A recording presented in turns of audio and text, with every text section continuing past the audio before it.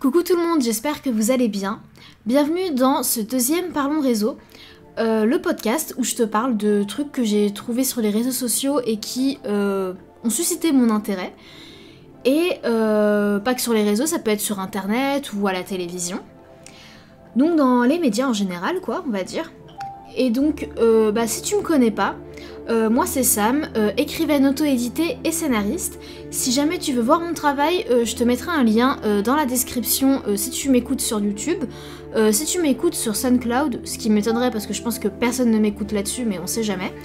Je sais pas en fait, je connais pas encore trop la plateforme, donc j'ai pas encore osé mettre de lien ou quoi dans la description parce que je sais pas trop comment ça marche, donc ça arrivera peut-être dans les prochains jours, mais peut-être pas au moment où tu écoutes, si tu l'écoutes dès sa sortie. Alors désolé si jamais tu entends des petits bruits et tout, je suis pas toute seule, on est pendant le confinement au moment où j'enregistre, donc forcément c'est un peu compliqué, t'entends peut-être un petit tic-tac, c'est tout à fait normal. Ne panique pas, on va essayer de faire avec les petits bruits ambiants quand même. Alors, aujourd'hui, on va parler d'un sujet dont tu dois sûrement beaucoup entendre parler en ce moment, puisque c'est la une de toutes les actualités depuis plusieurs mois. Je veux bien sûr parler du coronavirus. Alors, on va pas parler d'un post précis qui parle du coronavirus, mais un peu de comment il a été traité en général sur les différents médias qu'on a actuellement. Donc, concrètement, on a 3 types de contenus sur le coronavirus. Les posts des gens sur les réseaux sociaux, les articles des journalistes ou émissions de télévision selon le média utilisé, et les discours officiels des membres du gouvernement. D'ailleurs, au moment où j'enregistre, il y a un discours qui arrive cet après-midi vers 15h, je crois, par rapport aux mesures concrètes du déconfinement. Si jamais t'es pas au courant, va peut-être un peu checker ça. Donc, comme tu t'en doutes, le plus fiable, c'est le gouvernement, évidemment. Ensuite, on a en deuxième position les journalistes, et évidemment, le truc le moins fiable au monde, c'est les réseaux sociaux. Mais du coup, ces derniers jours, en fait, en repensant un peu à tout ce qu'il y a eu sur le coronavirus, la façon dont le gouvernement a traité la situation, dont on en a parlé dans les différents médias qui existent, ça m'a fait poser une question en fait. Et du coup, la question que je me suis posée, c'est est-ce que le gouvernement veut vraiment notre bien ? Genre, est-ce qu'il agit vraiment dans notre intérêt à l'heure actuelle ? Est-ce qu'il prend vraiment il fait vraiment ses choix dans notre intérêt, dans l'intérêt général, je sais pas si on peut dire comme ça. Et bon, je dois admettre que récemment j'ai aidé ma petite sœur sur un sujet de philo qui traitait un peu de ce genre de sujet-là, donc ça m'a aussi ouvert ce genre de réflexion-là. Mais du coup, franchement, en fait, je trouve que cette question-là, elle est assez légitime à se poser ces derniers temps, et même toujours, mais en ce moment plus que d'habitude, vu qu'on est en période de crise. Parce qu'en fait, je sais pas, est-ce qu'il n'y avait pas d'autre façon d'aider à nous protéger du coronavirus ? Est-ce que sérieusement le gouvernement s'est dit qu'en distribuant des tracts, des affiches ou je sais pas trop quoi dans les aéroports, aux personnes qui revenaient de différents pays qui arrivaient en France, est-ce qu'ils se sont vraiment dit que ça allait aider à stopper la propagation ? Est-ce que sérieusement, quand ils ont eu l'idée, ils se sont dit ça va stopper le virus ? Genre je sais pas, les gens qui sont au gouvernement, c'est des gens qui ont fait des super grandes études, ils ont été dans les meilleures écoles qu'on a en France. Est-ce qu'ils ont pu vraiment avoir une idée aussi stupide ? Parce que je suis désolée, cette idée-là, elle est stupide, on va pas se mentir quand même. Je sais pas, on parle d'un virus, on parle pas d'un être humain qui peut réfléchir sur son comportement, on parle d'un virus qui se met là où il peut se mettre en fait. La meilleure façon de le combattre, c'est de faire en sorte que les gens ne propagent pas ce virus-là, pas juste de donner des petits tracts, et c'est tout. Je crois qu'on est le seul pays au monde à avoir fait ça en fait. Quand j'ai commencé à écrire ce podcast, parce que mes podcasts sont tous écrits, c'est peut-être que ça s'entend quand je le dis, même si je lis pas mes notes, mais bon, j'ai à peu près tout décrit quoi, pour savoir ce que je dois dire. Et quand j'ai écrit ça hier soir, honnêtement j'étais dans un truc de un peu te faire réfléchir sur le gouvernement, sur est-ce que il nous manipulerait pas un peu quelque part, est-ce qu'il y aurait pas du ménage à faire là-haut, on va dire. Et puis en fait au fur et à mesure de quand j'ai écrit, en fait mon propos a pris une autre direction.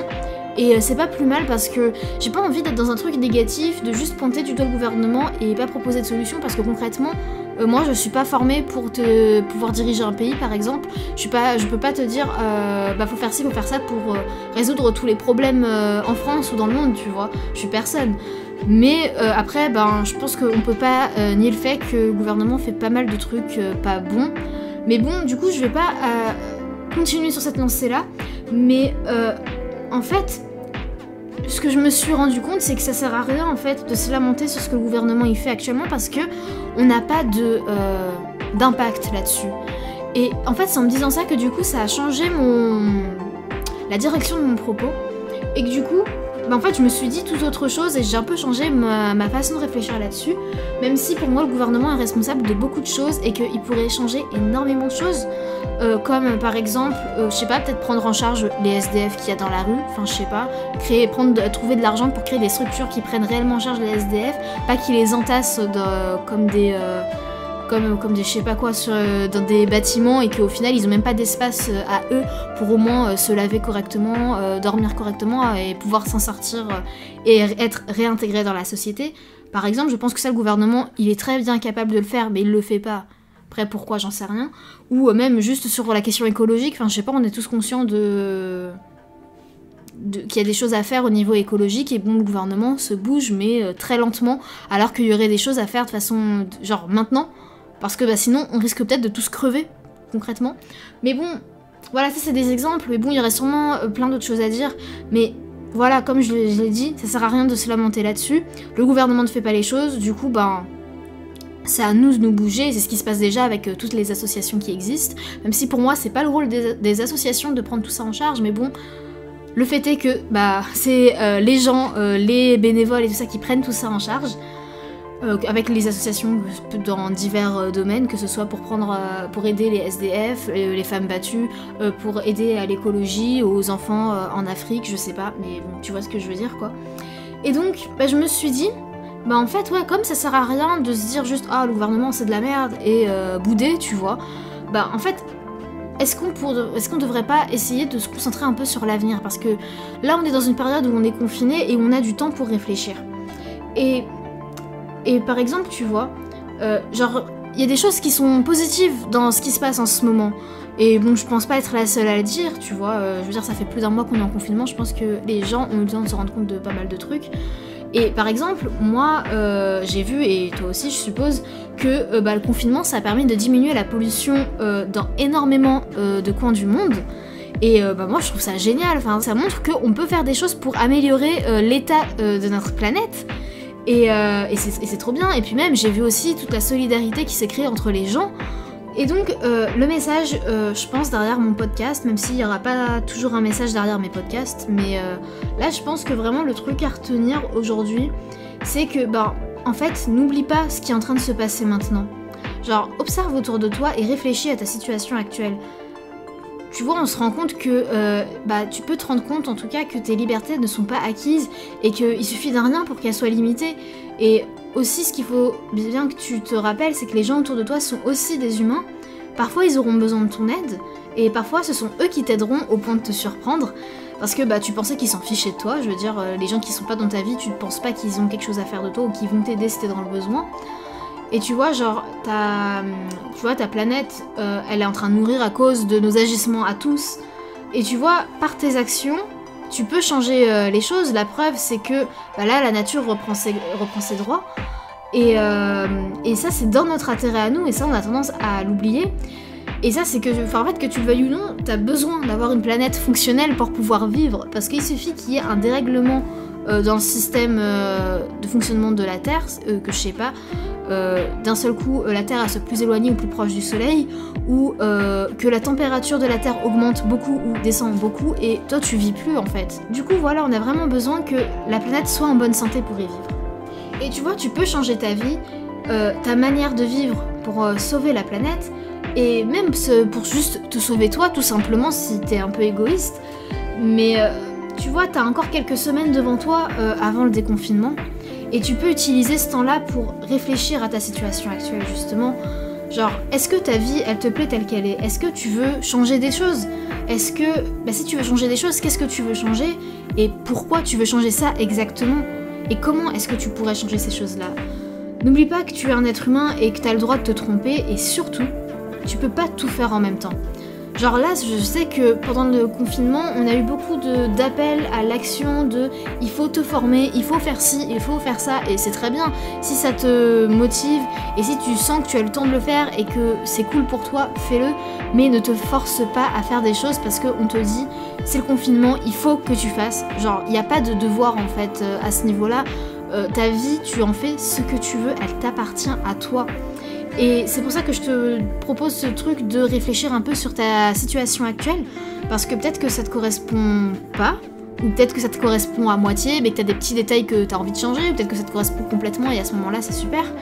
Mais voilà, on a un temps un peu de pause au niveau mondial et autant l'utiliser un peu pour voir qu'est-ce que on aura à faire une fois qu'on devra retourner à l'action dans le monde. Voilà, tu peux juste prendre le temps de t'ennuyer, ça fait du bien, c'est important de s'ennuyer, ça a été prouvé scientifiquement. Tu as besoin de t'ennuyer en fait dans la vie, et de toute façon quand on est enfant, je sais pas si t'as remarqué, mais c'est en s'ennuyant qu'on trouve les meilleurs jeux après, donc il faut s'ennuyer.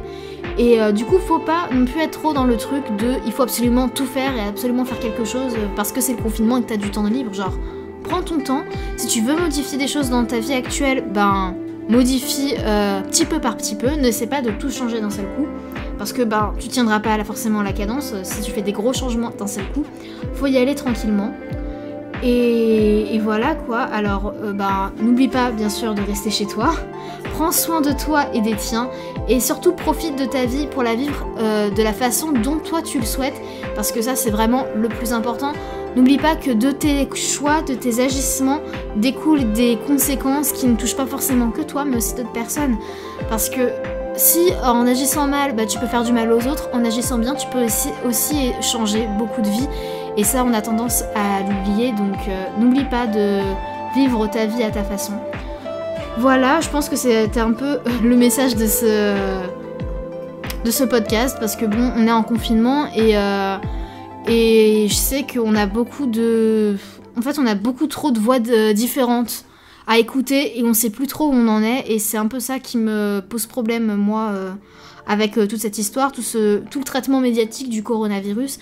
C'est que d'un côté on essaie de nous faire paniquer et de l'autre on est en mode non mais faut pas paniquer, c'est cool et on va tous guérir, sauf que en fait c'est un peu plus compliqué que ça.